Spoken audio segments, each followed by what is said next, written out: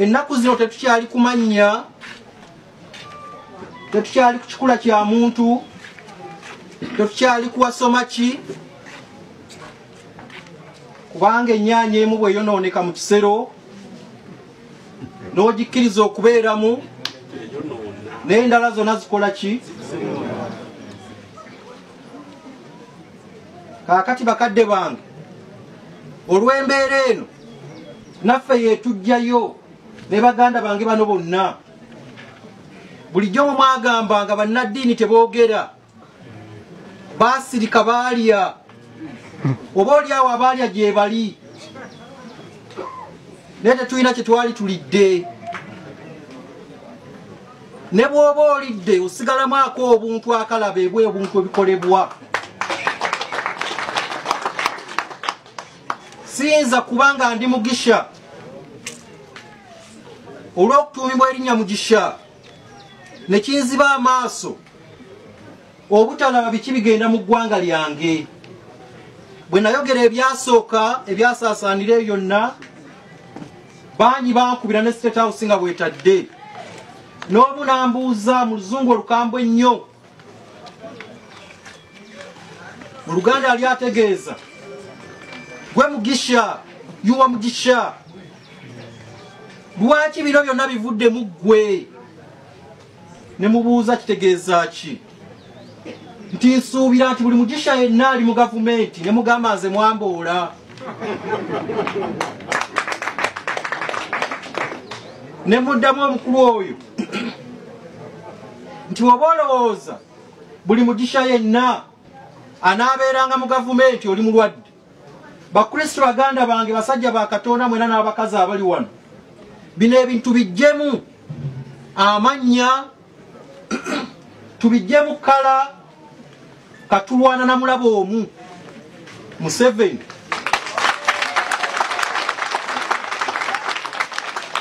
Mwe mwenna abali wano abasuusuuta, abaagala waliwo ebibalimbalimba bwe busente bwe mulya. Naye mumanye Mondo pastor yatuuka ekiseera okukaaba amaziga nga bimugayiridde. Obwo obusente bw'olya, ebyo ebintu by'ofuna mu gavumenti bigenda okutuuka akaseera bikuzimbirire nga tolaba nawo dda, olw'okuba oli ku bulamu bw'abantu obunyigiriza. Babiwulira. Nnumibwa nnyo ekigambo ekyo bwe kyogerwa nti Mugisha. Abantu bangi tugenda okufa, naddala mu kasamba tukabamu ke tulaba akayinza okujja. Buli omu ng'olowooza Mugisha ali mu gavumenti, bannaffe nasi bwe tuli. Abali ba ssente gye bali, naffe abalaba ebituufu tukola ki? Gye tuli. Njagala okubategeeza bassebo, tuve mu kusaaga tununule eggwanga lyaffe.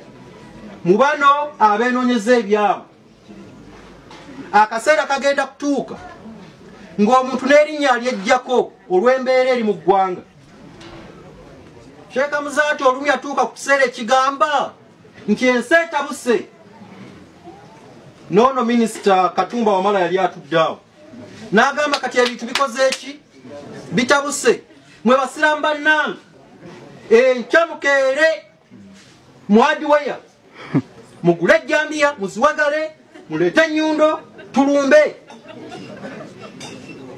Ekyamwogeza ebyo kwali kulemererwa, bwali busungu, bwali busoberwa okulaba ng'abantu ba Katonda bamala gattibwa.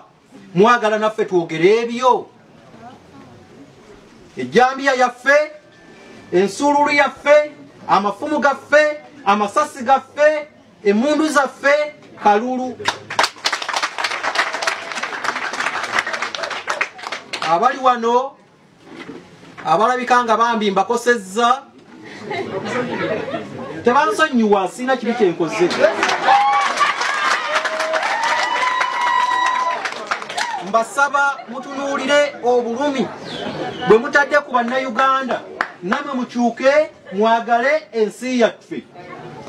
Akaseera bwe mutakyuke kajja kutuuka, ebitooke byammwe bitemebwe, ennyumba zammwe zikubibwe nga kansala n'ombwayogedde kubanga buli abaakaafa mu mbeera gye tulaba ng'omwana waffe Franka era agambye ebifaananyi bivaayo ono ye mukazi we bano be baana be kyekitegeeza tubalumbe nabo tubakole ki twewale ebikolwa ebyo nga naffe abakuuma ddembe bwe tukuume emmundu zaffe zikuume bukuumi bannayuganda so si kuttabaani ne bano abalwanira entebe abatumalidde obudde eggulo ku TV ne rediyo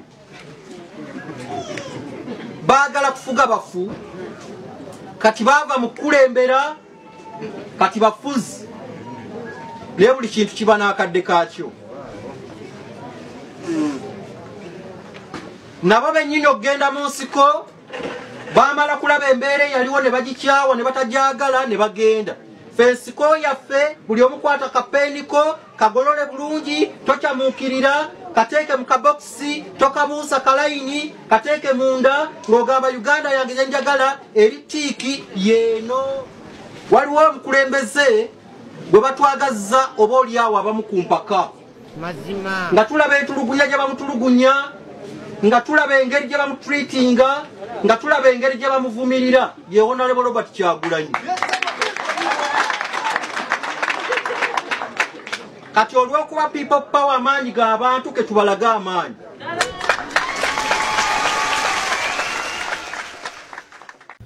mukozesa amaanyi g'akalulu mukateeka awalala teeka wolowooza nga wajja kukuyamba ate ekyokubiri bw'amumalanga okumuwangula musigale nga mumukuuma buli kyonna kyakoze akikoze lwa bulungi bwa ggwanga lyaffe nkola ya Amerika eyo togenda kwata Trump omusibe okujjako Amerika yonna ng'osazeewo ekusitukiremu buli kyonna kyakola oba kirungi oba kibi akikola lwa bulungi bwakye n'owooluganda Yoweri akikola lwa bulungi bwa ggwanga lyaffe adde ku bbali eggwanga limulaberere limuleese likolebere naye bino bye mutwala bino abaana abaka abazzukulu n'ab'emikwano ekimala kigira ki kimala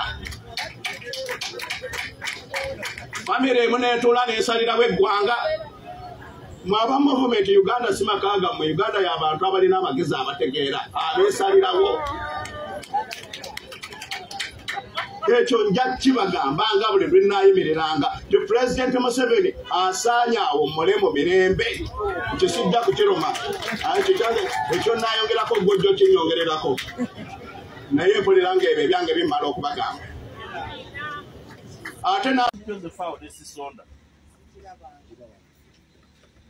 ene yawano sente wagiyita sente sente kyaki y'abakristaayo nibwe baali bampisa n'esisonda emugongo nibwe bamputa n'esisonda enabaziza tebannaba na kuzimba kyaki juzi bamputa ku kabondo buli kaseera nsonda mu masanda nazimba ekkanisa eyo paka lwe yaggwaga tuzimba n'abakristaayo baayo omuzikiti abasalira wali kafumbe emirundi waliwo lwemwali mupisa n'esisonda njagala nkola ebyo ng'omutuuze munnammwe kubanga byebiri mu busobozi bwange naye abooluganda ekisooka tekisoboka nti osobola okutambula okuva constituency weetandikira paka weekoma etandikira ku